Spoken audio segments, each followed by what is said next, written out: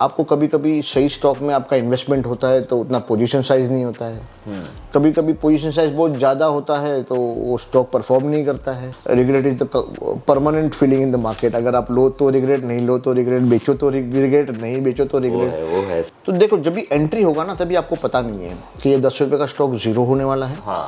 या तो ये 10 रुपये का स्टॉक 1000 होने वाला है। देखो, एक है कि इनकम है, दूसरा है वेल्थ क्रिएशन है। वेल्थ क्रिएशन हमेशा इन्वेस्टमेंट से होता है। कि जैसे अभी हिंदुस्तान यूनिलीवर की बात करें तो उसने 1990 से लेके 2020 तक उसने अच्छा ही रिटर्न दिया है, बट इसका मतलब ये जरूरी नहीं है कि आने वाले 10 साल वो अच्छा रिटर्न देगा। नमस्ते दोस्तों, मैं विजय ठक्कर और आप लोगों का सबका स्वागत है हमारे एक नए मास्टर्स इन वन एपिसोड में। अभी आज का वीडियो बहुत ही स्पेशल होने वाला है क्योंकि शायद ही मुझे ऐसा लगता है कि आज के वीडियो में मतलब हमारे जितने भी वीडियोस हुए हैं उसमें से मुझे ऐसा लग रहा है कि आज तक हमने सबसे बड़े जो सीनियर आप बोल सकते हो एक्सपीरियंस वाइज, और आप अगर बोलो कि इन्होंने मार्केट में ऑलमोस्ट 25 साल से भी ज़्यादा का टाइम ले लिया है, तो आज के वीडियो में हम लोगों को सबसे ज़्यादा सीखने मिलने वाला है कि भाई ये 25 साल में ये सर ने क्या सीखा और कैसे सब चीज़ें हुई, वो सब चीज़ें हम लोग देखेंगे। तो मैं वेलकम करता हूँ राकेश पुजारा जी को। Thanks for having me. Yes sir, welcome. मुझे बहुत अच्छा लगा जब मैंने आपको बोला तो आपने बोला यस विजय जी, हम आपके साथ एक वीडियो बना सकते हैं। It's my honour. तो सर, मैं आपको हमारे पॉडकास्ट के बारे में बता दूं। बेसिकली ये जो पॉडकास्ट है सीरीज, इसका नाम है मास्टर्स इन वन। ओके। तो मैं अपने करियर में मैंने ऐसा सीखा है कि आप स्टॉक मार्केट में फ्यूचर से भी पैसा कमा सकते हो, ऑप्शन से भी कमा सकते हो, इक्विटी इन्वेस्टमेंट करके भी कमा सकते हो, और भी बहुत सारे तरीके हैं जिससे आप कर सकते हो पैसा। बट मुझे ऐसा लगता है कि अगर आप लोगों को मार्केट में पैसा कमाना है तो आप लोगों को एक स्ट्रैटेजी में मास्टर करना पड़ेगा। बराबर। और वो स्ट्रैटेजी के अंदर आपको धीरे धीरे जो भी इम्प्रूवमेंट है वो लेके आगे बढ़ना पड़ेगा। तो हमारे पॉडकास्ट का मोटो ये होता है कि हम ऐसे ऐसे लोगों को बुलाए जो स्पेसिफिकली वही काम करते हैं, और उनके साथ हम हमारे ऑडियंस के साथ हम शेयर करें कि ये आपने काम कैसे शुरू किया और ये सब चीज़। तो राकेश जी, बहुत अच्छी बात है आप यहाँ पे आए। तो मैं आपसे सीधा सबसे पहला यही सवाल पूछूंगा, सर आपने स्टार्ट कब किया था और आपकी जर्नी कैसे थी? एक्चुअली मेरा बिगिनिंग तो हुआ था दिसंबर 1991 में, जब भी हर्षद मेहता बुल मार्केट चल रहा था और I was in my last year of TY BCom। तो हम सब दोस्त लोग तभी मिलके स्पेकुलेशन का बहुत ज़माना था, तभी इन्वेस्ट करना या स्पेकुलेशन बोलो जो भी तो I got influenced by lot of media headlines. दोस्त लोग काफ़ी बातें करते थे, तो तभी 91 में थोड़ा बहुत इन्वेस्टमेंट किया, वो भी पैसा बोरो करके किया। और पूरा पैसा खो दिया, 0 हो गया था। 1992 की बात है, जब भी क्रैश आया हर्षद मेहता का। तो वो मेरे जीवन की शुरुआत रही, और तभी मेरे को समझ में आया कि ये मार्केट में बिना सोचे समझे पैसा नहीं लगाना चाहिए।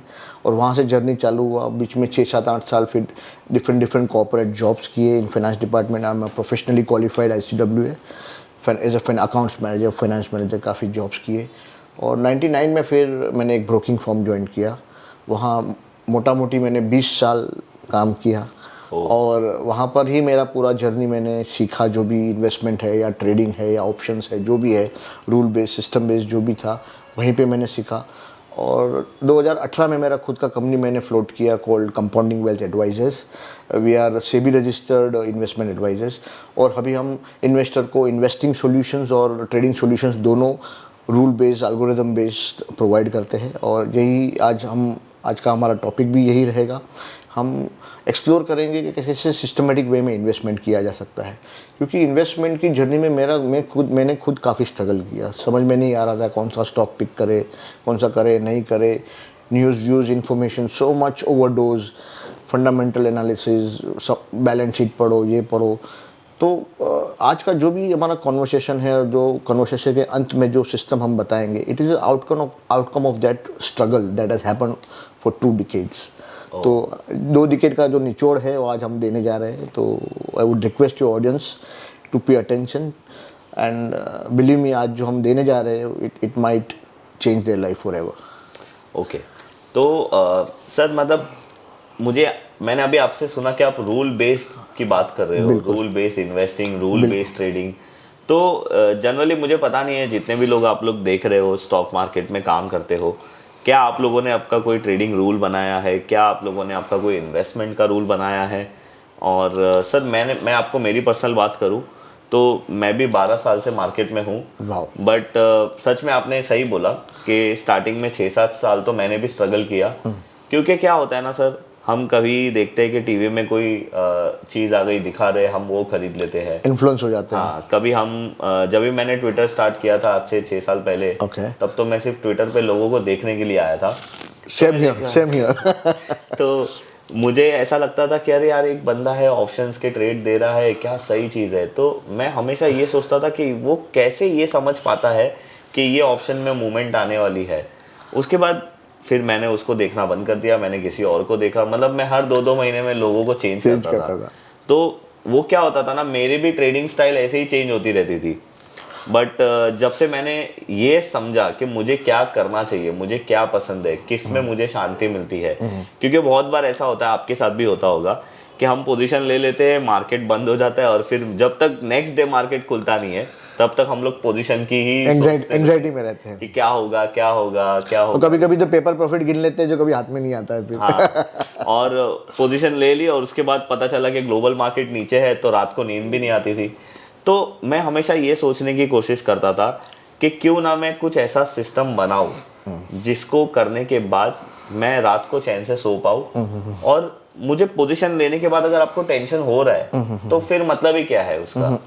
तो सर, आपने जो ये रूल बेस बोला ना, तो मैं आपसे कनेक्ट कर पाया कि हाँ, कि सिस्टम होना चाहिए। सिस्टम होना चाहिए, बिल्कुल होना चाहिए। तो सर, आपको ये कब समझ में आया कि भाई मुझे ये सिस्टम फॉलो करना चाहिए, या फिर ये कब समझ में आया कि मेरा ये सिस्टम है और मुझे यही सिस्टम फॉलो करना चाहिए? मैंने ये देखा कि डिस्क्रिशनरी ट्रेडिंग का जो जर्नी है ना, काफ़ी रिवॉर्डिंग है, लेकिन एट द सेम टाइम बहुत चैलेंजिंग है। आपको कभी कभी सही स्टॉक में आपका इन्वेस्टमेंट होता है तो उतना पोजीशन साइज नहीं होता है। कभी कभी पोजीशन साइज बहुत ज़्यादा होता है तो वो स्टॉक परफॉर्म नहीं करता है। कभी कभी कोई ऐसी चीज़ होती है जो आपने 10 रुपये में आइडेंटिफाई की, आपने 20 रुपये में बेच दी, और वही चीज़ 200 हो जाती है, 500 हो जाती है, तो आप राइड नहीं कर पाते हो। तो ये बहुत एक इमोशनल जो टर्मोइन होता है, इसके कारण हमेशा लेफ्ट आउट फीलिंग होता है, या आप रिग्रेट बोलो, हमेशा regret is the permanent feeling in the market. अगर आप लो तो रिग्रेट, नहीं लो तो रिग्रेट, बेचो तो रिग्रेट, नहीं बेचो तो रिग्रेट। वो है सर। तो इसको एक प्रोसेस को मुझे स्टैंडर्डाइज करना था कि भाई ऐसा नहीं होना चाहिए कि अगर कोई स्टॉक मैंने 10 रुपये में लिया है और वो 1000 रुपया जाने वाला है, तो मैं 15-20 रुपये में कैसे निकल जाऊँ उसमें। या तो कोई स्टॉक मैंने 10 रुपये में लिया है और वो ज़ीरो होने वाला है, तो मैं ज़ीरो तक क्यों होल्ड करूँ।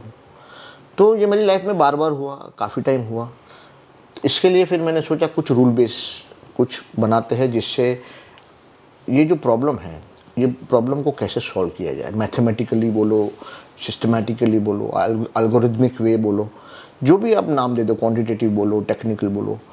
अल्टीमेटली अगर कुछ भी चीज़ प्रोसेस ड्रिवन है ना, हमें तो हमेशा आउटकम आता है। ऐसे बड़े बड़े जो थॉट लीडर्स हैं, उनका भी यही कहना है कि आप प्रोसेस को फॉलो करिए तो आउटकम आता है। तो यही विचार से 2016 में मैंने ये जर्नी चालू किया। 2012-13 से मैं लॉन्ग शॉर्ट सिस्टम चलाता था।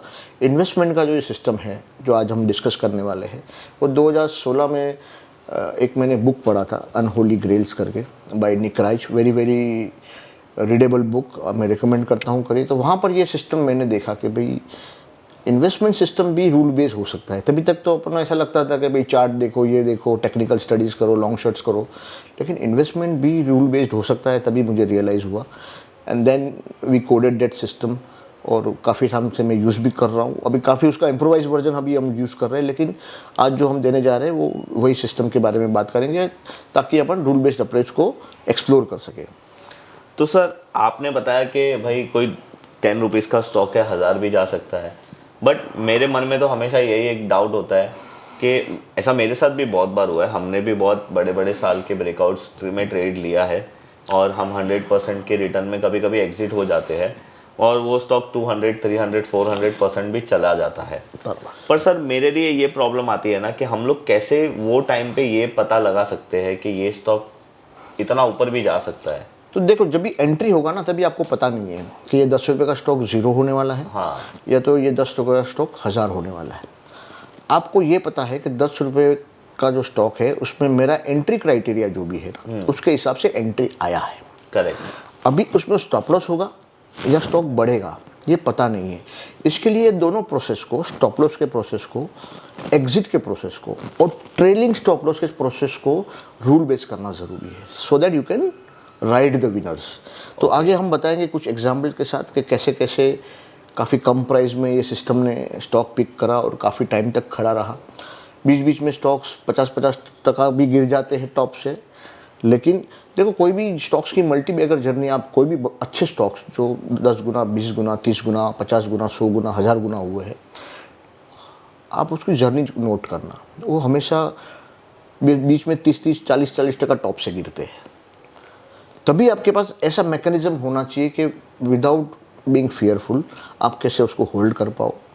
और आप ये भी एक नोट करना कि जो बड़े बड़े आदमी का पोर्टफोलियो हुआ है, वेल्थ क्रिएशन हुआ है, it is only out of few good stocks they are holding for so many decades. Correct, right sir. मतलब 25-50-100 आइडिया में से 2-5 आइडिया ऐसे, अगर आप फेमस इन्वेस्टर अपने जो अभी तो नहीं रहे, राकेश झुनझुनवाला की भी बात करें तो उनके पोर्टफोलियो में 4-5 स्टॉक ही, जैसे टाइटन हुआ, क्रिसिल हुआ, लुपिन हुआ, वही उनका 90-95% ऑफ वेल्थ है। तो कुछ stocks, multi bagger stocks hold करने से ही वेल्थ बनने वाला है, ये समझ में आ गया है हमें भी। बट प्रॉब्लम होल्ड में ही है ना सर। यहाँ पे तो मैं आपको सच बताऊँ, हमारे भी यूट्यूब चैनल पे मैं कुछ वीडियोस बनाता हूँ, अगर किसी ने कोई स्टॉक ले लिया, 4 दिन नहीं चलता है तो कमेंट्स बढ़ जाते हैं सर। तो मैं भी जब भी पर्सनली लोगों को ट्रैवल करता हूँ, कोई मुझे पहचान लेता है, कोई मुझे मिलता है, तो सब मुझे यही बोलते हैं, सर कुछ ऐसा बताओ कि हम रेगुलर इनकम जनरेट कर सके। तो मतलब ये क्वेश्चन का आंसर देना बहुत डिफिकल्ट है, बिकॉज मुझे पता है कि स्टॉक मार्केट में there is no regular income. अगर मैं गलत हूँ तो आप मुझे बताना सर। नहीं, आप बिल्कुल भी गलत नहीं है। देखो, रेगुलर इनकम ये कोई जॉब तो है नहीं। यस। कि मार्केट आपको हर महीना सैलरी दे देगा। Market is not obliged to give you money, you have to work for it.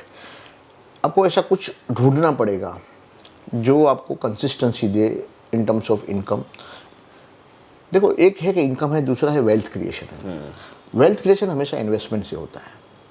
अगर आपको कंसिस्टेंसी चाहिए तो आपको ट्रेडिंग एरिया में रूल बेस्ड अप्रोच जो है वो भी एक्सप्लोर करना पड़ेगा। एट सम अदर पॉइंट, आज हम इन्वेस्टमेंट की बात करें, कभी ये सब पॉडकास्ट भी करेंगे कि भाई ट्रेडिंग करके जो रेगुलर इनकम का गोल है वो कैसे अचीव किया जा सकता है विथ रीजनेबल सर्टेनिटी। इसमें ऐसा नहीं है कि 100% है या होगा ही या गारंटी है, लेकिन over a longer period of time मैंने ये देखा है कि अगर आप ऐसे multiple non correlated strategies trade करते हो तो आपका रीजनेबल सर्टेनिटी से रेगुलर इनकम जनरेट हो सकता है। Not every month, but you can say at the end of quarter, maybe at the end of 6 months, maybe at the end of 1 year, you are tend to be positive. Correct.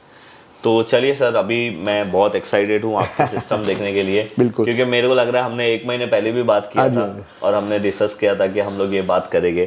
तो चलिए sir, आप मुझे बताइए कि आपका system क्या है और ये सिस्टम को हम कैसे चला सकते हैं। तो एक सिस्टम पे डायरेक्ट नहीं जाके मैं थोड़ा फ्रेमवर्क पे बात करता हूँ। जैसे मैंने सिस्टम बनाया क्यों बनाया, कि भाई सिस्टम मैंने बनाने का क्यों सोचा, उसका एक ही कारण था कि भाई जो इन्वेस्टर का जो जर्नी है वो बहुत ही डिफिकल्ट जर्नी है, राइट। तो उसमें जो चैलेंजेस है, will talk about those challenges. Okay, investing की जो जर्नी है, 5-10 मिनट लेंगे, ज़्यादा नहीं लेंगे। बाद में सिस्टम के बारे में बात करेंगे और सिस्टम को कैसे प्लॉट करना ट्रेडिंग व्यू में, आप यू आर द एक्सपर्ट, तो आप दिखाएंगे कैसे करना है। देखो, सेठ क्लारमैन क्या बोलता है कि अगर इन्वेस्टिंग जर्नी में अगर आपके पास कोई ऐसा एज है जो कोई आपसे ले नहीं सकता वापस, वो है लॉन्ग टर्म ओरिएंटेशन। ओके। तो जब भी हम इन्वेस्टमेंट की बात करेंगे ना, तो डेली की बात नहीं करेंगे, हम वीकली की बात भी नहीं करेंगे, हम ईयरली, साल, 2 साल, 3 साल। तो ये एक एस्पेक्ट है वेल्थ क्रिएशन का। लॉन्गर पीरियड ऑफ टाइम आपका ओरिएंटेशन अगर लॉन्ग टर्म है तो आपका वेल्थ क्रिएट करना ही है। तो ये एज है ना, वो इन्वेस्टर से कोई नहीं ले सकता। आपको मैं आगे कुछ इक्विटी कर्व्स दिखाऊंगा जिसमें ऐसा भी आता है कि जैसे ये फॉर एग्जांपल ये डाउ जोन्स का जो चार्ट है, 1929-1954 में 25 साल तक कुछ भी रिटर्न नहीं आया था। 25 साल तक, मतलब आप समझो कोई किसी ने 1929 के टॉप में इन्वेस्टमेंट कर लिया ना, 25 साल तक एक पैसा नहीं कमाया, क्योंकि तभी ग्रेट डिप्रेशन आ गया था और मार्केट 90% क्रैश हो गया था। तो इक्विटी मार्केट में ऐसे भी दौर आते हैं।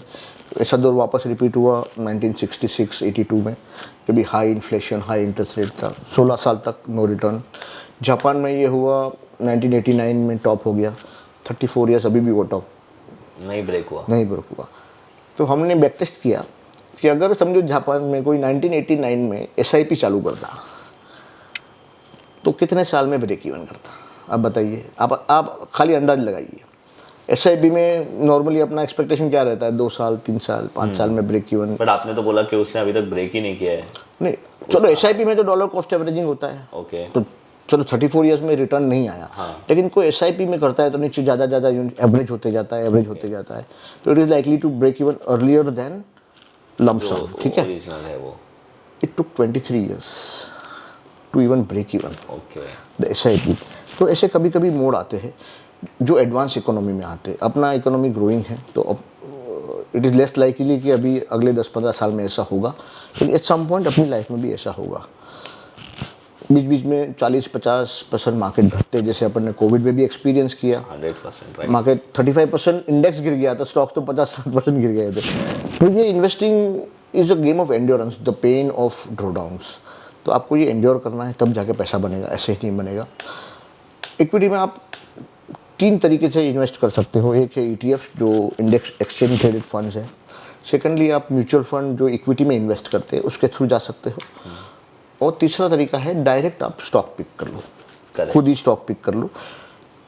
ये तीनों तरीका का हम लोग ने 10 साल का बैक टेस्टिंग किया। ये 3 तरीके से आप इन्वेस्ट करते हो तो बैक टेस्टिंग में रिजल्ट्स क्या आए, आपका रिटर्न क्या आया, आपका ड्रॉडाउन क्या आया। ड्रॉडाउन आपके दर्शकों को बता दूं कि भाई 100 रुपये की चीज़ एक 80 रुपये हो गई तो उसको 20% को ड्रॉडाउन बोलते हैं। और 100 की चीज़ 150 हो गई, बाद में 120 हो गई, तो ये भी ड्रॉडाउन ही बोलते हैं, 20% ड्रॉडाउन। ठीक है, हम एक रेशियो हमेशा ट्रैक करते हैं और लोगों को बोलते हैं ट्रैक करना चाहिए, वो है काल्मर रेशियो। काल्मर रेशियो का फॉर्मूला ये है कि आपका average annual return divided by maximum drawdown. ये रेशियो के बारे में थोड़ा बात करेंगे, ओके कैसे कैलकुलेट होता है और वो क्या इंडिकेट करता है और वो क्यों फॉलो करना चाहिए। ओके ठीक है, तो ETF में हम लोग ने 10 साल का बैक टेस्टिंग किया 2013 से, तो आपका इंडेक्स का रिटर्न मोटा मोटी 12% रहा, प्लस जो डिविडेंड यील्ड है 1-8% डिविडेंड यील्ड होगा, तो 12-13% पकड़ लो।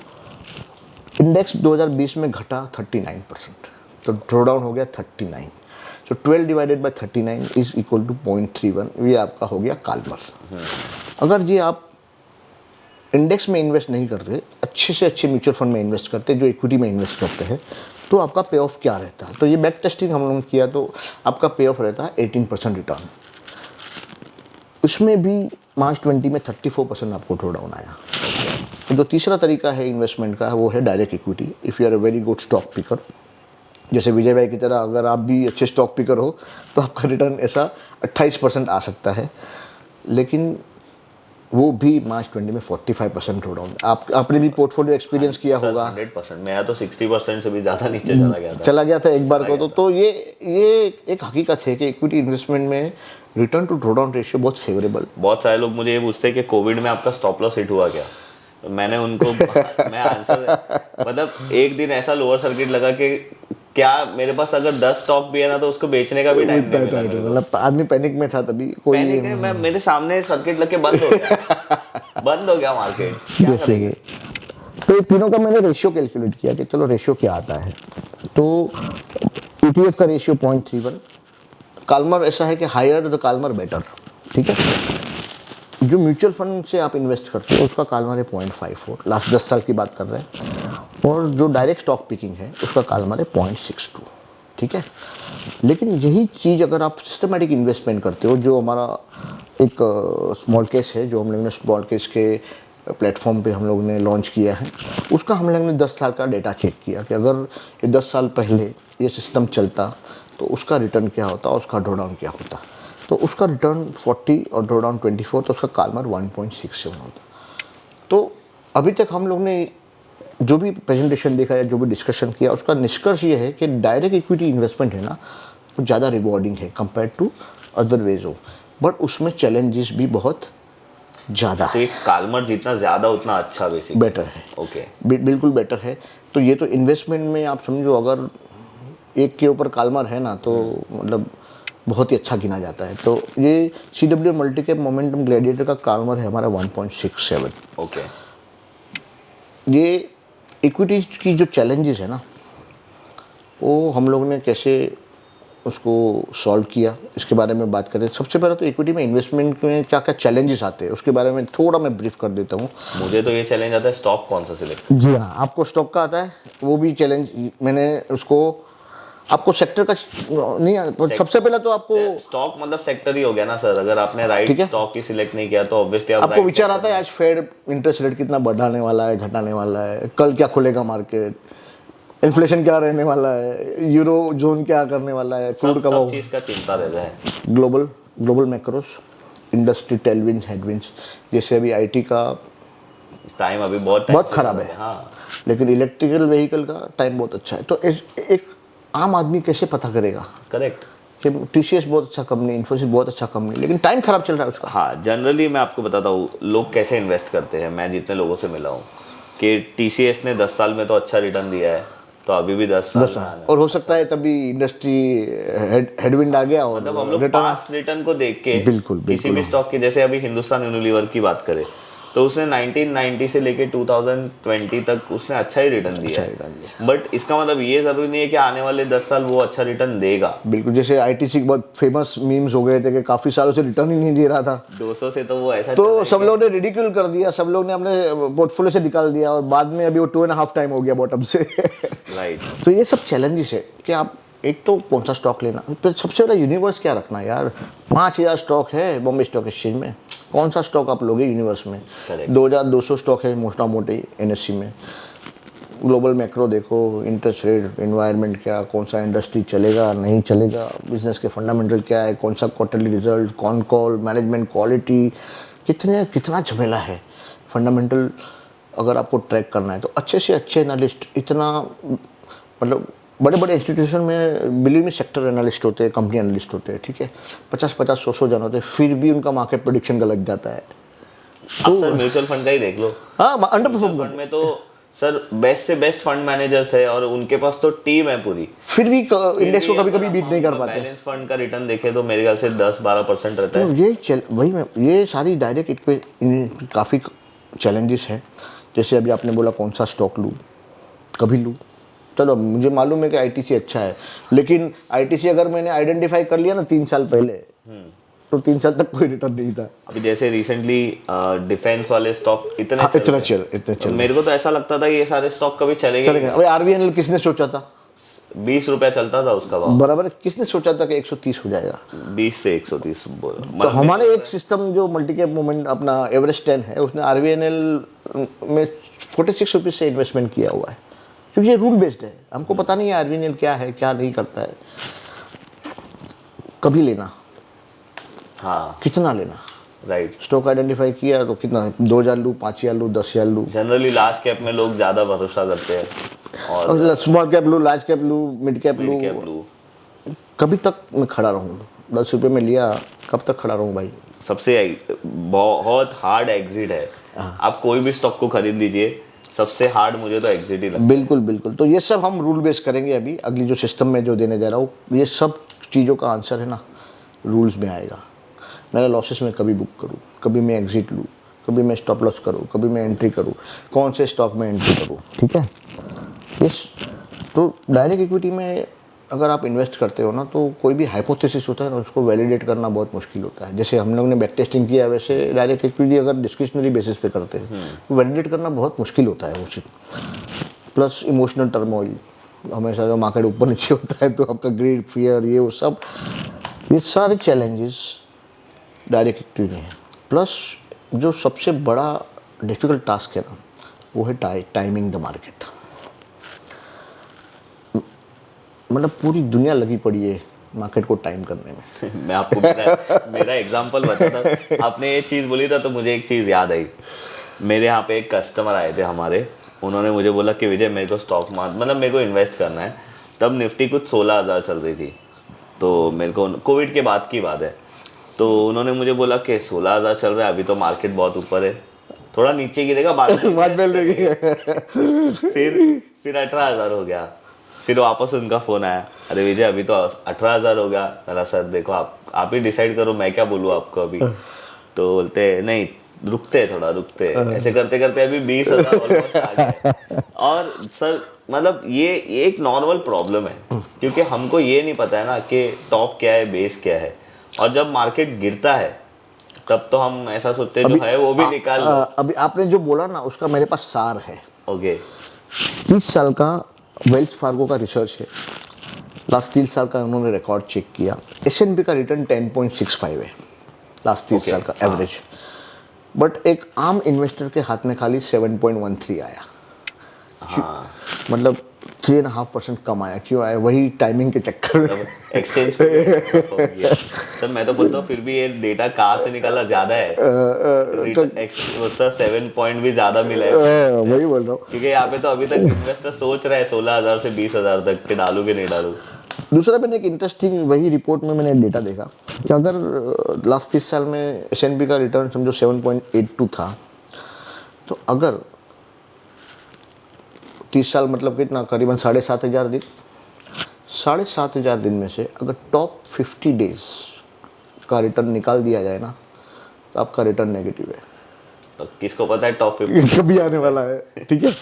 दूसरा, आप बोलोगे मैं तो अच्छी मार्केट में इन्वेस्ट करूंगा तो टॉप 50 डेज तो मैं मिस नहीं करने वाला हूँ, लेकिन एक फर्दर यही रिपोर्ट में एक डेटा है, वो बोलता है बेस्ट और वर्स्ट दिन है ना एक साथ में होता है, पैचेस में होता है, ड्यूरिंग द सेम रिजीम होता है। जैसे 2008 के फॉल में बेस्ट डेज भी आए। ओके 2000 के फॉल में जब केतन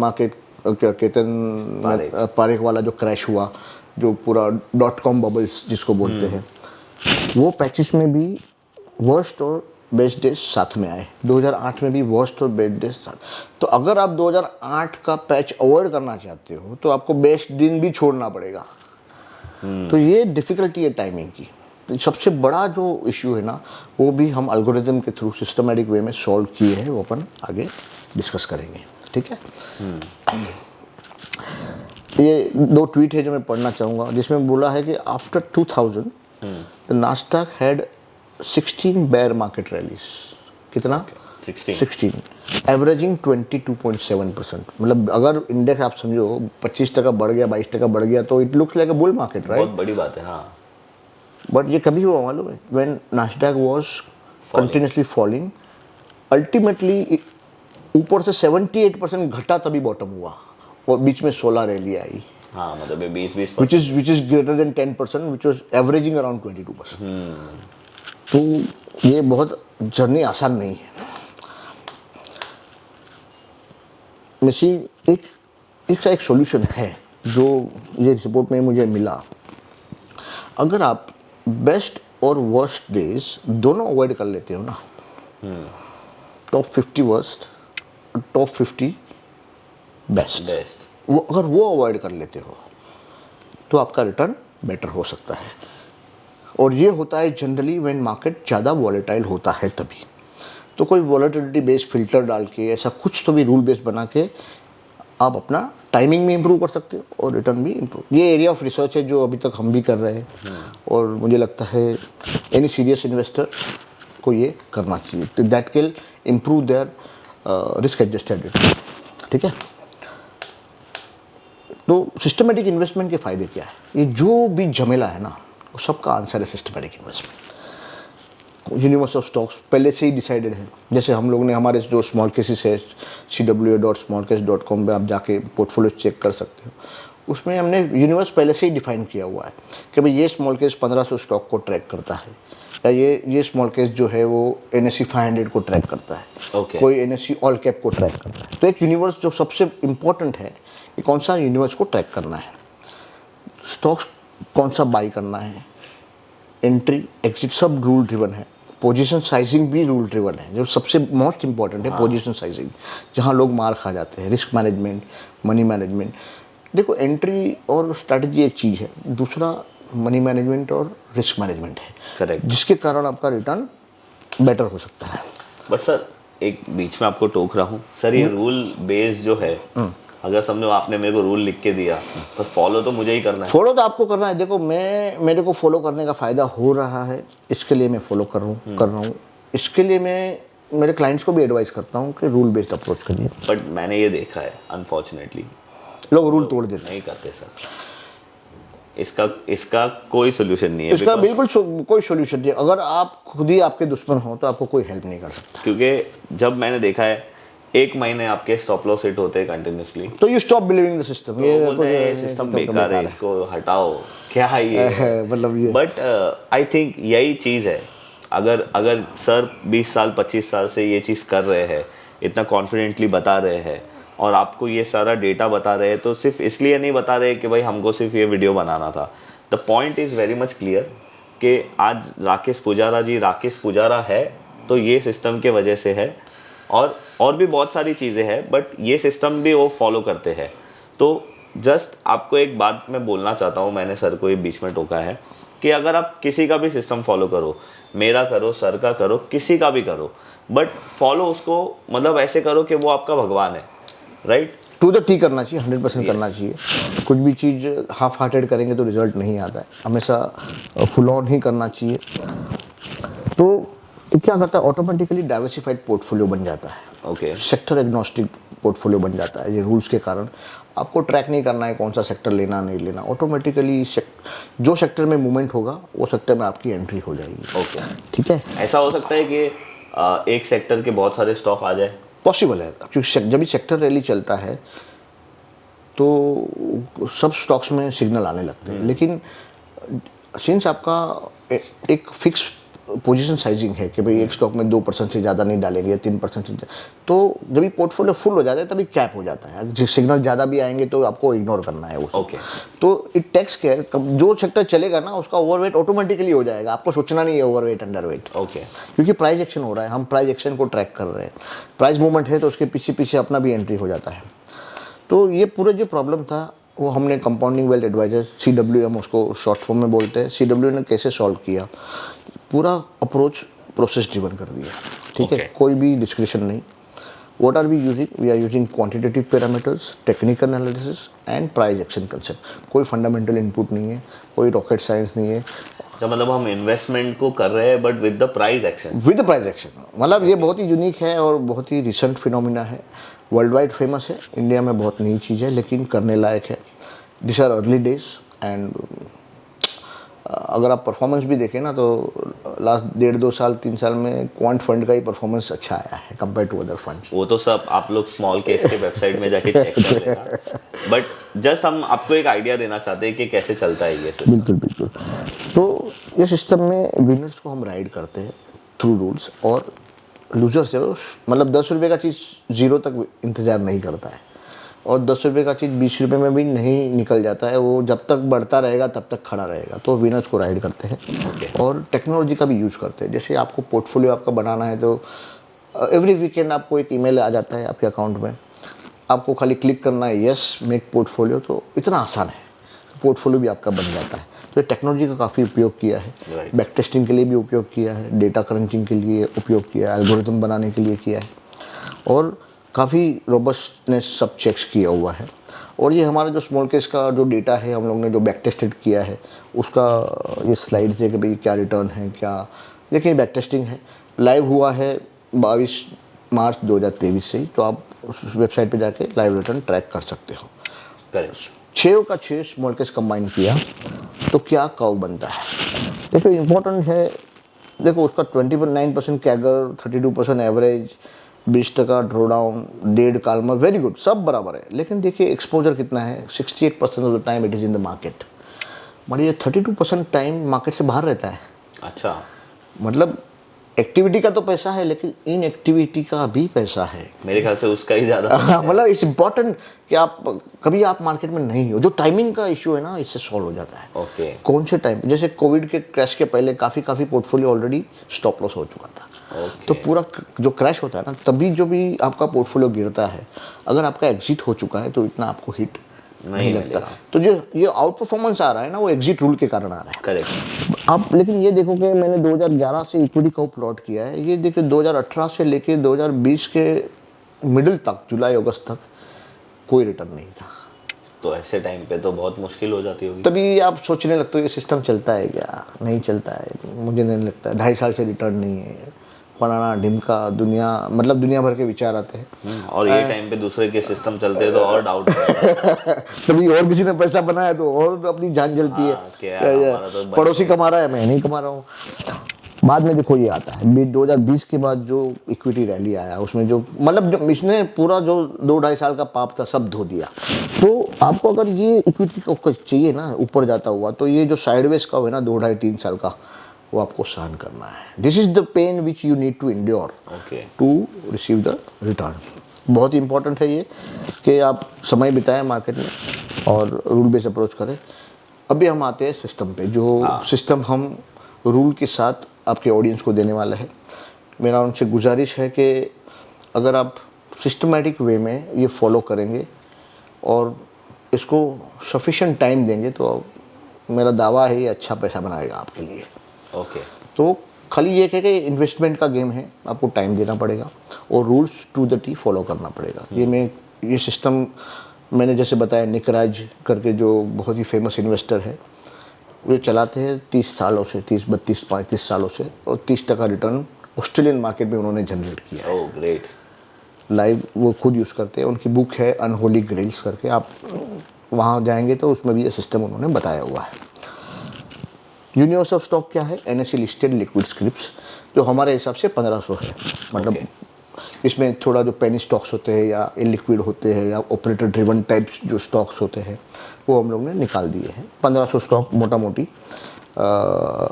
ये है। चाहिए तो ये स्टॉक्स जो यूनिवर्स है हम आपका यूट्यूब के उसमें लिंक में दे देंगे as a file, so that they can download the universe also. ठीक है, जहाँ हमसे हो सकेगा हम सब आपको दे देंगे, आप अपने यूट्यूब के लिंक में डाल दीजिए आपका दर्शक के लिए। पोजीशन साइजिंग क्या करना है? जब भी कोई स्टॉक में लेने का सिग्नल आता है 2% डालना है। जैसे आपके पास 1 लाख रुपया है तो 2000 रुपये का स्टॉक लेना है। उसके हिसाब से क्वांटिटी करना है आपको। ठीक है, अगर समझो 2000 रुपया और समझो 500 रुपये का स्टॉक है तो आपको 4 शेयर लेने हैं।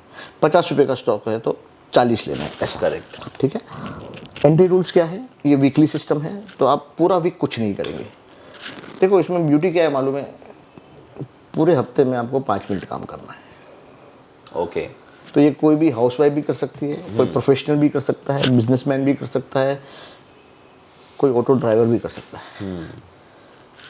इतना आसान सिस्टम है। वीकेंड टू वीकेंड है। मार्केट को क्लोज होने दीजिए 3:30 को, फ्राइडे को जब भी क्लोजिंग प्राइस आ जाती है तभी ये सिस्टम बैक टेस्ट करना है। एंट्री रूल क्या है? वीकली क्लोज, मतलब वीक का क्लोज अपर बॉलिंजर बैंड के ऊपर होना चाहिए। बॉलिंजर बैंड का सेटिंग क्या है वो विजय भाई आप अपने दर्शक को समझाएंगे ट्रेडिंग व्यू में जाके कि भाई कैसे अपर बैंड किसको, बॉलिंजर बैंड किसको बोलते हैं, कैसे। सेटिंग है 52, उसका स्टैंडर्ड सेटिंग है 20 और 2। मतलब सेटिंग चेंज करना है आपको ट्रेडिंग व्यू में जाके, या जो भी सॉफ्टवेयर है। हर एक सॉफ्टवेयर का स्टैंडर्ड सेटिंग 20 और 2 है, लेकिन ये केस में आपको 50 और 2 करना है। रूल क्या है? अपर बॉलिंजर बैंड के बाहर भाव को क्लोज होना है। ठीक है, फ्राइडे का क्लोजिंग तो आपका एंट्री हो गया। एंट्री होने के बाद एग्जिट का रूल्स क्या है? जो भाव से आपका एंट्री हुआ उससे 20% नीचे अगर फ्राइडे क्लोजिंग होता है, ड्यूरिंग द वीक होता है, कुछ नहीं करना। फ्राइडे क्लोजिंग अगर 20% नीचे जाता है तो आपका इनिशियल स्टॉप लॉस हो गया। ठीक है, समझो स्टॉप लॉस नहीं हुआ, भाव आपके फेवर में आ गया तो उसको ट्रेल करना है। अच्छा सर, सॉरी मैं आपको टोक रहा हूँ, बोलिए ना। फ्राइडे क्लोजिंग मतलब मेरे को मंडे को ही एंट्री एग्जिट करना है या फ्राइडे? जी हाँ, मंडे मॉर्निंग को करना है। मंडे मॉर्निंग को। मतलब फ्राइडे कंफर्म हो गया, उसके बाद मंडे करना है। फ्राइडे आपको ये कोड रन करना है इवनिंग को, आपको पता चल जाएगा मेरा पोर्टफोलियो क्या होना है, मेरे को कौन सा स्टॉक लेना है, कौन सा बेचना है। मंडे मॉर्निंग को ये एक्शन लेना है। समझो अगर ऐसा होता है, जस्ट मेरे कंसर्न के लिए, कि फ्राइडे को हमारा ये सिग्नल के हिसाब से एक स्टॉक में बाइंग आ गया और मंडे वो स्टॉक 10-20% ऊपर खुला, लेना है आपको, फिर भी लेना है। क्योंकि ये सिस्टम देखो ये सब चीज़ इवेंट, देखो लॉ ऑफ लार्ज नंबर क्या बोलता है कि एवरेज की तरफ जाता है। तो मंडे ओपनिंग नीचे भी तो हो सकता है, ऊपर भी तो हो सकता है। तो अगर आप ये कंटिन्यूस करोगे तो आप मान के चलो कि फ्राइडे क्लोजिंग के आजू बाजू आपको मिल जाएगा। ये एक अपन मान के चलते हैं, फिर भी हम लोग 1% स्लिपेज पकड़ के चलते हैं। कि भाई आपको 1% स्लिपेज होता है ऑन एन एवरेज, 0.25 आप कॉस्ट गिन लो, मतलब STT ट्रांजैक्शन चार्जेस ये वो, और 0.75 आप लेने के लिए, 0.75 बेचने के लिए, ब्रोकरेज सब, मतलब अगर गैप अप हुआ, गैप डाउन हुआ, इसका एवरेज 1% पकड़ लो। तो ये स्लिपेज हम लोगों ने काउंट किया हुआ है। ट्रेलिंग कैसे करना है, एक बार भाव आपके फेवर में आ गया तो उसको 100 week exponential moving average 100 EMA से उसको ट्रेल करना है। ओके 100 से 100 EMA। Okay third trailing is closing below average true range. आपके दर्शकों के लिए what is an average true range is ATR, और it is a measure of volatility. उसका स्टैंडर्ड सेटिंग आता है 14 एंड 1, वो सेटिंग आपको चेंज करना है 14 एंड 1.8। तो वो विजय भाई आपको एक वीडियो बना के आपको पूरा सेटिंग वगैरह भी सिखाएंगे कैसे करना है, ट्रेडिंग व्यू में कैसे कर सकते हैं। तो ये एंट्री रूल हो गए, ये एग्जिट रूल हो गए, ठीक है। सिस्टम बहुत आसान है, उसका नाम हम लोगों ने रखा है CWA2 सिग्मा। 2 सिग्मा क्यों? सिग्मा में स्टैंडर्ड डेविएशन, बॉलिंजर बैंड की। बॉलिंजर बैंड का जो 2 स्टैंडर्ड डेविएशन है। तो हिस्टोरिकली ऐसा बोला जाता है कि 2 स्टैंडर्ड डेविएशन मतलब 95% ऑफ द डेटा वो 2 स्टैंडर्ड डेविएशन के अंदर होता है। करेक्ट। तो अगर कोई चीज़ जो 95% के बाहर जा रही है, मतलब कोई तो भी आउटलायर है, इसमें कुछ तो भी होने वाला है। करेक्ट। ऐसे ही प्राइस 2 स्टैंडर्ड डेविएशन के बाहर नहीं जाता है तो हम वो स्टॉक को लेंगे, ओके क्योंकि ये कुछ तो करने वाला है, ये स्टॉक, इसमें कुछ तो भी एक्शन है, क्या है अपने को पता नहीं है। इसके लिए इसका नाम 2 सिग्मा रखा हुआ है। फिर हमने कुछ एग्जाम्पल आपको मैं दिखाऊंगा कि भाई ये मुझे भाई देखने जैसा है। ये CG पावर, ये सिस्टम ने 23 अक्टूबर 2020 में सिग्नल दिया था okay. At the price of 25 rupees. मतलब ये वो दिन फ्राइडे क्लोजिंग इसका बॉलिंजर के अब गया था, उसका भाव था 25.95, Right. और उसका इनिशियल स्टॉप 20% गिना तो 20.75 का स्टॉप लॉस था। ओके तो फ्राइडे को समझो आपने मंडे 26 में लिया, जो भी लिया, बाद में आज कितने साल हो गए, लगभग 2.5 साल के ऊपर, 2.5 साल हो गए, राइट। अभी भी स्टॉप लॉस नहीं हुआ है। और इमेजिन करिए स्टॉक का भाव क्या है, 400 रुपया। 412 रुपये, 1488%। तो इसमें हमारा ट्रेलिंग स्टॉप लॉस 2 है। जैसे जैसे मैंने बोला, अपर Bollinger band which is the blue line, उसके ऊपर गया, नहीं वो तो बाय हो गया, वो बाय हो गया। वो अभी buying का selling अपना है। 3 स्टॉप लॉस है। एक initial stop loss which is 20%, जो कभी आया ही नहीं। ओके भाव हमेशा ऊपर जाते गए, राइट। भाव ऊपर जाता है तो अपना प्रॉफिट को लॉक करना भी जरूरी है। अच्छा पर समझो, मैं आपकी सिस्टम समझ गया। टू समराइज मैं आपको सिर्फ बता रहा हूँ कि हमारा बाइंग रूल है अपर बॉलिंजर बैंड जो 50 और हमारा जो सेटिंग है 50 और 2 का, वो बेसिस पे अगर अपर बॉलिंजर बैंड के वीकली बेसिस पे फ्राइडे को क्लोज होता है तो मंडे हमें लेना है। This is the entry rule. Stop loss वो टाइम पे हमारा रहेगा 20% from the buying price, which is called initial stop loss. हाँ इनिशियल स्टॉप लॉस। एक ये स्टॉप लॉस है। दूसरा स्टॉप लॉस ये है हमारा एवरेज ट्रू रेंज। हाँ, दूसरा स्टॉप लॉस है 100 week EMA exponential moving average, 100 exponential moving moving average average, EMA, जो हमें सिर्फ वीकली पे देखना है। वीकली पे देखना है। और तीसरा स्टॉप लॉस है average true range, average true range 14 weeks true range 1.8 times. अच्छा इसका सेटिंग 14.1 14 और 1.8। ओके तो अभी समझो कि ये फ्राइडे को कोई सिग्नल आया, बाय हो गया, तो हमने मंडे को खरीद लिया। अब मंडे को फर्स्ट स्टॉप लॉस तो हमारा 20% रहेगा। फिर नेक्स्ट वीक से मुझे 20% स्टॉप लॉस को भी रखना है। बिल्कुल, whichever is earlier, okay whichever is earlier, मतलब तीनों में से जो पहले हो गया वो समझ करना गया। ओके है। और लेकिन देखो ड्यूरिंग द वीक कुछ भी मूवमेंट आया उसको टच नहीं करना। नहीं वो तो फ्राइडे क्लोज के, फ्राइडे उसको पहले देखना ही नहीं है। वो तो आपने बता दिया क्लोजिंग बेसिस है। अगर वो फ्राइडे को क्लोज हो गया तो मंडे देखो रिस्क मैनेजमेंट हम कैसे करते हैं यहाँ, कोई बोलेगा मैंने लिया और स्टॉक जीरो हो गया तो हो सकता है डीलिस्ट हो गया, कुछ न्यूज़ आ गया, कुछ स्कैम हो गया, ये हो गया, तो आपने कितना पैसा डाला था स्टॉक्स में? 2%। मतलब आपका पोर्टफोलियो हिट क्या हुआ? तो ये जो है रिस्क मैनेजमेंट, मनी मैनेजमेंट है, जिसके कारण स्टॉक लेने से भी डर नहीं लगता है। क्योंकि अगर आपका स्टॉक जीरो भी हो गया ना तो एट द मोस्ट आपको हिट आएगा कितना? पोर्टफोलियो का पूरा 2% हिट आएगा। तो कुछ और एग्जाम्पल हम लेंगे 2-3। अवंती फीड्स 13 सितंबर 2013 को सिग्नल था 15 रुपया 20 पैसे पे, ठीक है। एग्जिट कभी हुआ 1012 रुपये, ओ 3291% रिटर्न। तो ये पॉसिबल है। इसमें ऐसे बार बार ऐसे सिग्नल आएंगे, बार बार ऐसी कंपनियाँ पिक होगी। 3000। और एक तीसरा रिटर्न दिखाता हूँ, आपको लगेगा small cap mid cap, blue chip like Britannia. अच्छा, ब्रिटानिया का भी है। ब्रिटानिया का सिग्नल आया था 26 अप्रैल 2013, 5 साल तक उसने होल्ड किया, 5.5 साल तक, और रिटर्न आया 1000%, 1000%। तो ऐसा नहीं है कि स्मॉल कैप मिड कैप ही ऐसे ब्लू चिप भी पिक करता है। एंड एक टर्न अराउंड स्टोरी था, इंडो काउंट, बहुत फेमस, अगर आपको पता है तो। 3.70 रुपये में लिया था 19 जुलाई 2013। एग्जिट कभी हुआ 192 रुपीज़, ओ विच इज़ 5100%। तो यही जो आउटलायर ट्रेड्स है ना, वही आपका वेल्थ बनाएंगे। बाकी तो क्या है, लिया बेचा सब एवरेज हो जाएगा, लेकिन कुछ कुछ स्टॉक्स जो आपको आउटसाइज रिटर्न देके जाते हैं, वही आपका रिटर्न होता है नेट। करेक्ट। है ना। एक विनाइल इंडिया है जो अभी 22 मई 2020 को सिग्नल आया था, और वो 708 में स्क्वायर हुआ है 2022 में, वो भी 756% रिटर्न है। इसका बैक टेस्टिंग रिजल्ट्स क्या है वो भी मैं दिखा रहा हूँ। 2011 से 2023 जुलाई तक का हम लोग ने बैक टेस्टिंग रिजल्ट्स, ये साल में कैलेंडर ईयर में वो 10% ऊपर है ये। और अगर अप्रैल से रिटर्न गिने तो 6, 6, 12, 5, 17, 20, 21% फाइनेंशियल ईयर का सो फार जुलाई में रिटर्न है। इसका कैगर है 24%, average annual return 29%। Total trades जो 11-12 साल, जो 13 साल है, उसका टोटल ट्रेड्स खाली 633 है। मैं अभी आपको वही पूछने वाला था कि साल में कितने एक्सपेक्ट कर सकते हैं हम लोग। आप महीने में एवरेज है ना 4 ट्रेड है, मतलब 2% के 4 ट्रेड, मतलब 8% का चर्निंग है। Okay. बहुत कम चर्निंग है उसका। मैं आपको एवरेज होल्डिंग पीरियड 750 दिन है हर एक ट्रेड का एवरेज। विनर का जो होल्डिंग पीरियड है ना, वो 1350 दिन है। हाँ, वो तो बहुत साल ही है। और 1350 is what, around 5.5-6 years। 5-6 years, yes. So that is where the wealth is created, right. और इसका कालमर है 0.75।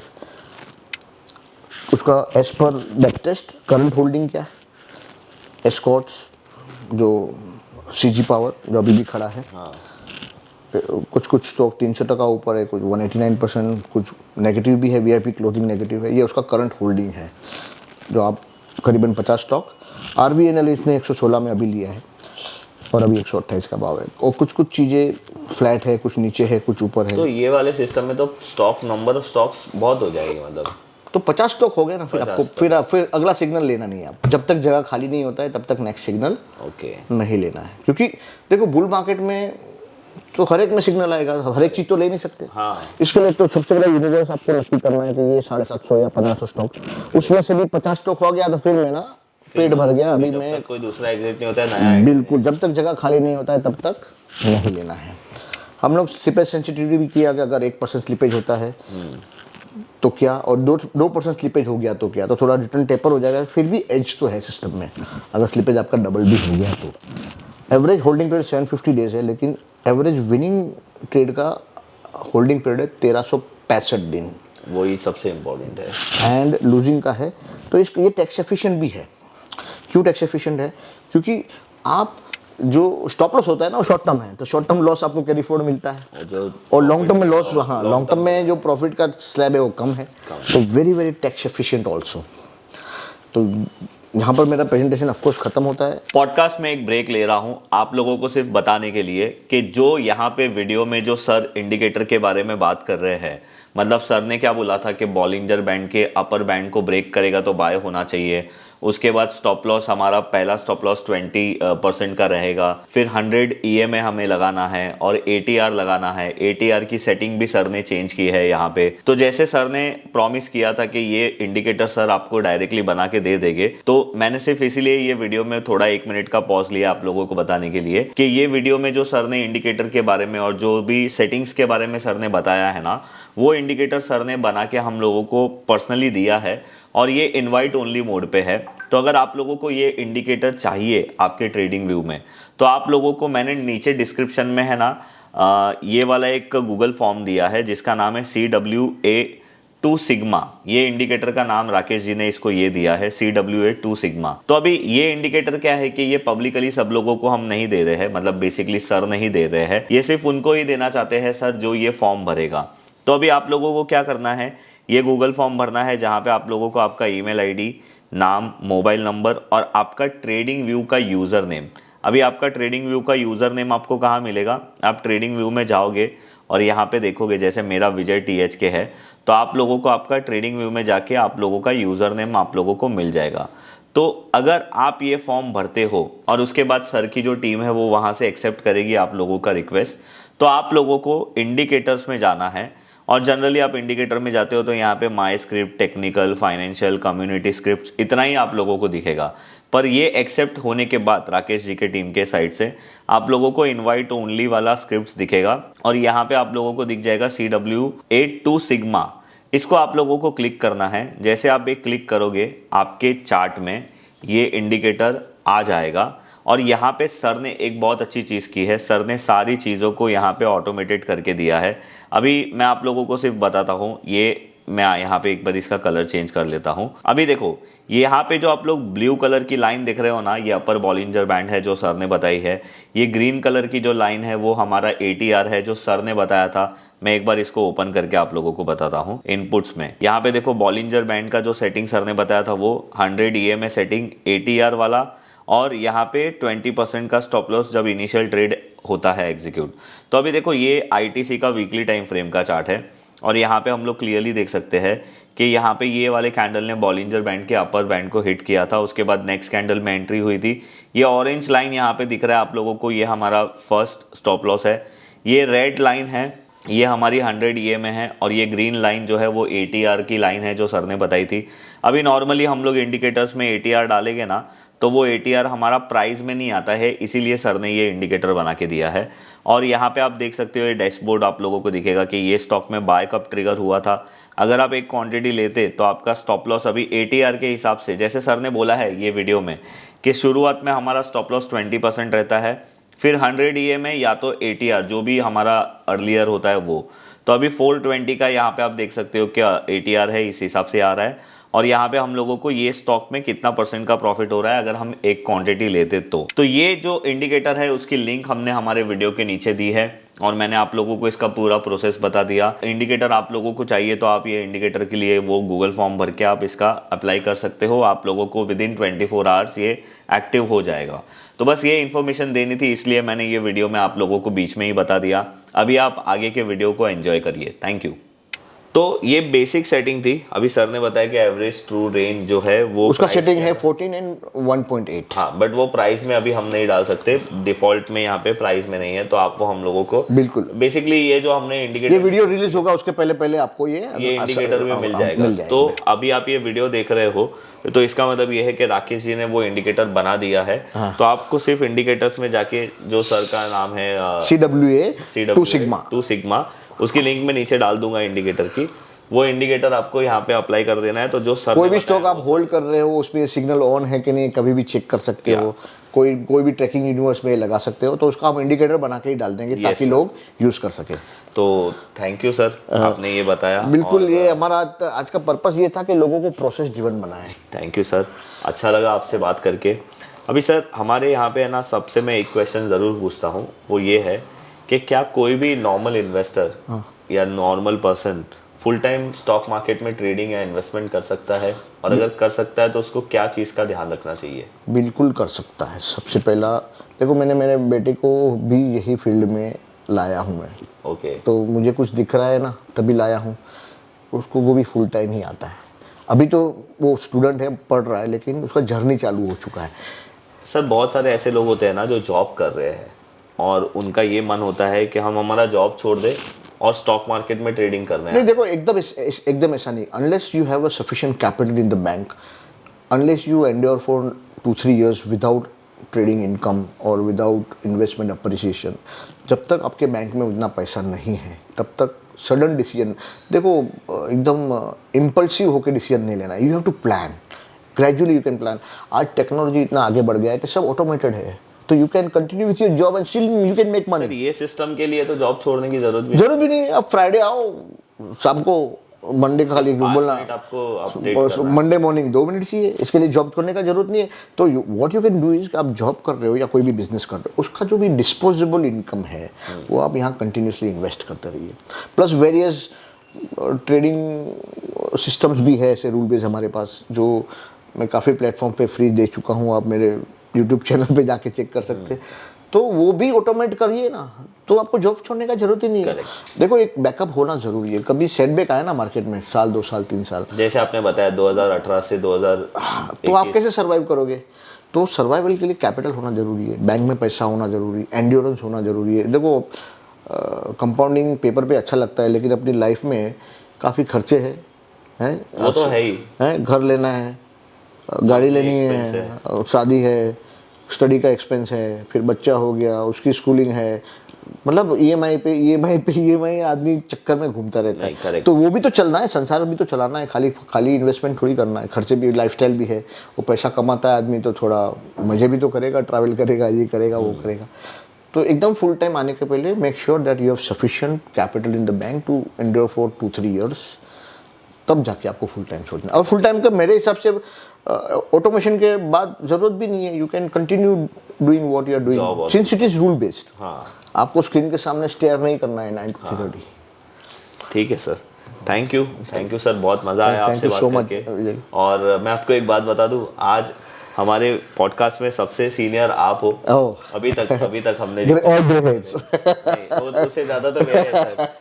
It's not about grey heads, it's about के आप एज से भी हमारे साथ बड़े हो, आप एक्सपीरियंस से भी मेरे से बड़े हो, और बहुत सारे हमारे जितने भी व्यूअर्स है जो जितने साल के हैं उतना साल का एक्सपीरियंस आप लेके बैठे हो। बिल्कुल। तो मैं बहुत प्राउड फील कर रहा हूँ कि यार आप हमारे channel thanks for having me, and if I am able to inspire even one soul out of your entire audience, right, I will be thankful. And अगर आप लोगों को कोई भी डाउट है सर के रिलेटेड, तो सर के कॉन्टैक्ट डिटेल सर ने अपने पीपीटी में दे दी है, मैं नीचे डिस्क्रिप्शन में भी डाल दूंगा। सर ट्विटर पे एक्टिव है, सर यूट्यूब पे भी एक्टिव है, तो आप सर को वहाँ पे भी जाके क्वेश्चन पूछ सकते हो, या ये वीडियो के नीचे भी आप अपना क्वेश्चन पूछ सकते हो, तो डायरेक्ट हम लोग सर से बोलेंगे, सर आंसर कर देंगे। और अगर आप लोगों को सर के किसी भी स्मॉल केस के बारे में भी चेक करना है तो आप वो भी चेक कर सकते हो। तो बस यही था हमारा आज का ये वीडियो। मेरा इंटेंशन और सर का इंटेंशन बहुत क्लियर था। बेसिकली मैं आपको बता दूं कि हमने ये पॉडकास्ट कैसे प्लान किया था। हमारे कॉमन फ्रेंड मुंबई में घूमने आए थे, तो उनके साथ सर का डिनर था और मेरे साथ वो फ्रेंड का डिनर था। तो उसने मुझे बोला कि राकेश जी भी मेरे साथ है, तो यहाँ पे आ जा, अपन यहाँ पे मिलके साथ में डिनर करेंगे। बिल्कुल। तो राकेश जी और हम लोग वहाँ पे मिले, और मैंने जनरली राकेश जी को बोला कि राकेश जी आप इतने साल से मार्केट में हो, तो आप एक बार हमारे यूट्यूब चैनल पे आइए, हमारे दर्शक के लिए कुछ बताइए। और इन्होंने बिना किसी झिझक इन्होंने मुझे हाँ बोल दी थी, तो वो मुझे बहुत अच्छा लगा था। और इस तरीके से हम मिले। तो मैं भी आपके लिए कुछ ना कुछ एफर्ट्स लेते रहता हूँ। सर भी आज छुट्टी का दिन है, आज हमारे साथ यहाँ पे ऑलमोस्ट 3 घंटे से ज़्यादा हो गया बैठे हैं। तो अगर आप लोगों को हमारा ये वीडियो पसंद आया तो आप हमारे वीडियो को लाइक और शेयर ज़रूर करिए। अगर आप लोगों को सर से कांटेक्ट करना है, सर की सारी कांटेक्ट डिटेल में नीचे डिस्क्रिप्शन में डाल दूंगा, आप ज़रूर करिए। सर को क्वेश्चन करके परेशान करिए। और अगर आप हमारे चैनल पे नए हो तो आप हमारे चैनल को ज़रूर सब्सक्राइब करिए, और सर का चैनल भी ज़रूर चेकआउट करिए, जहाँ पे सर अपनी चीज़ें भी शेयर करते रहते हैं। तो thank you very much sir, thank you आप हमारे पास आए। Thank you sir.